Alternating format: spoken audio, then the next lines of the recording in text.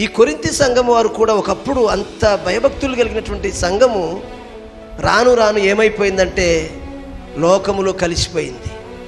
జారులతో తిరుగుతున్నారు, వ్యభిచారులు తిరుగుతున్నారు, దొంగలతో తిరుగుతున్నారు, త్రాగుబోతులతో, తిట్టుబోతులతో, వీళ్ళు కూడా వాళ్ళతో కలిసి తిరుగుతూ వీళ్ళు కూడా వాళ్ళలాగానే మారిపోతున్నారు.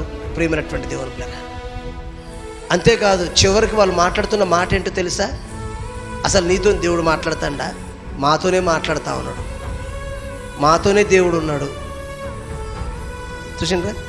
అందుకొరకే పౌలు గారు అంటున్నాడు, అసలు మీరు విశ్వాసం గలవారై ఉన్నారో లేదో మిమ్మల్ని మీరు పరిశీలన చేసుకోండి. అసలు మీకు విశ్వాసం ఉన్నదా? విశ్వాసాన్ని కూడా కోల్పోయారు. దేవుని ఆలయం అంటే ఏంటో మీకు తెలియట్లేదు. దేవుని ఆలయం పరిశుద్ధమైనది కదా.